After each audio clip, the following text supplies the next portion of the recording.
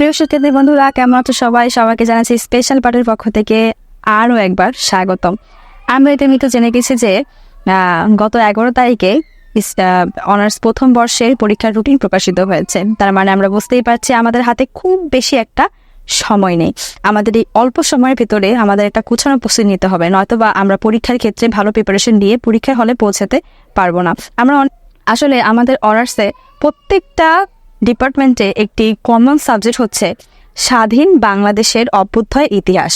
স্বাধীন বাংলাদেশের অভ্যুদয় ইতিহাস। তুমি যে যে বিষয়ে অনার্স করো না কেন বা ডিগ্রি করো না কেন, তোমাদের স্বাধীন বাংলাদেশ অভ্যুদয় ইতিহাস অবশ্যই পড়তে হবে।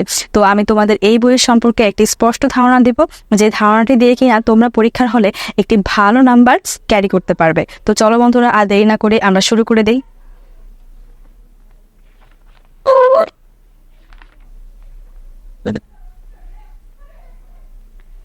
এই স্বাধীন বাংলাদেশ অভ্যুদয়ের ইতিহাস অনেক কঠিনও না, অনেক সহজও না। আমরা মোটামুটি ছোটবেলা থেকেই এই অধ্যায়টি সম্পর্কে বা এই বই সম্পর্কে কম বেশি জেনে এসেছি।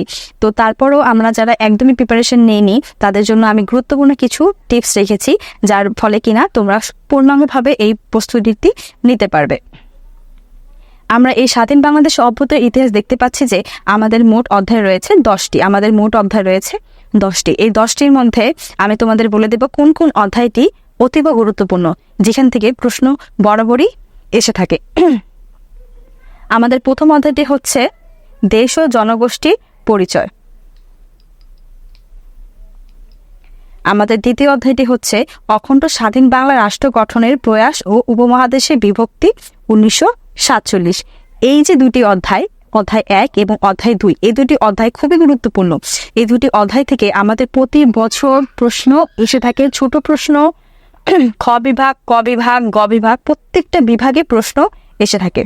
তৃতীয় অধ্যায়টির নাম হচ্ছে পাকিস্তান রাষ্ট্রীয় কাঠামো ও বৈষম্য। এখান থেকেও আমাদের প্রশ্ন আসে, তবে এখানে তুলনামূলক একটু কম প্রশ্ন আসে। চতুর্থ অধ্যায় হচ্ছে ভাষা আন্দোলন ও বাঙালির আত্মপরিচয় প্রতিষ্ঠা।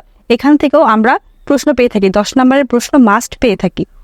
5 নম্বর অধ্যায় হচ্ছে সামরিক শাসন। তোমরা এই অধ্যায়টি স্ক্রিপ্ট করে যাবে। সামরিক শাসন আমরা পড়বো না, আমরা চাইলে এই সামরিক শাসনটা বাদ দিতে পারবো। অধ্যায় 6 হচ্ছে জাতীয়বাদের বিকাশ ও স্বাধিকার আন্দোলন। এই অধ্যায় 6 থেকেও আমাদের প্রশ্ন এসে থাকে। অধ্যায় 7 1969 সালে গণ অভ্যুত্থান ও 11 দফা আন্দোলন। এখান থেকেও আমরা প্রশ্ন পেয়ে থাকি, কিন্তু তুলনামূলক কম। এখান থেকে একটি প্রশ্ন দেখা যায়। তোমাদের হাতে যদি সময় থাকে তাহলে তোমরা এই অধ্যায়টি দেখতে পারো, কিন্তু ম্যান্ডেটরি নয়। তোমরা যদি কেউ চাও এই 7 নম্বর অধ্যায় থেকে 2টা কি একটা প্রশ্ন বিগত সালের দেখবে, তাহলে তোমরা অবশ্যই দেখে যাবে। কিন্তু যদি মনে করো যে না, আমরা পেরে উঠছি না, এত অল্প সময়ের ভিতরে আমাদের গোছানো প্রস্তুতি দরকার, তাহলে এই অধ্যায়টি তোমরা স্কিপ করতে পারো। 8 নম্বরে রয়েছে 1970-এর নির্বাচন, অসহযোগ আন্দোলন ও বঙ্গবন্ধু স্বাধীনতা ঘোষণা। এই অধ্যায়টি চাইলেও তোমরা অল্টারনেটিভ হিসেবে রাখতে পারো। 9 নম্বরে রয়েছে মুক্তিযুদ্ধ 1971। আমরা এখানে বুঝতেই পাচ্ছি যে যেহেতু স্বাধীন বাংলাদেশের অভ্যুদয় ইতিহাস, সেক্ষেত্রে মুক্তিযুদ্ধ থেকে আমাদের প্রশ্ন মাস্ট আসবে। তাই এবার 9 নম্বর অধ্যায়টা অতি গুরুত্বপূর্ণ সহকারে পড়ব। 10 নম্বর অধ্যায় রয়েছে বঙ্গবন্ধু শেখ মুজিবুর রহমানের শাসনকাল 1972 থেকে 1975 সাল। এখান থেকেও প্রশ্ন আসে, তবে এখান থেকে প্রশ্ন আসলেও হয়তো বা 4 নম্বরের প্রশ্ন বা একটি গ নাম্বার গ বিভাগে আসতে দেখা যায়। তবে চাইলে এটাও তোমরা অল্টারনেটিভ হিসেবে রাখতে পারো। তো আমরা যারা একবারে প্রস্তুতি নেইনি তাদের জন্য একটি গুরুত্বপূর্ণ সাজেশন হচ্ছে তোমরা 1 অধ্যায়, 2 অধ্যায়, 4 অধ্যায়, 6 অধ্যায়, 9 অধ্যায়, এই 5টা অধ্যায় তোমরা খুব গুরুত্ব সহকারে পড়ে যাবে।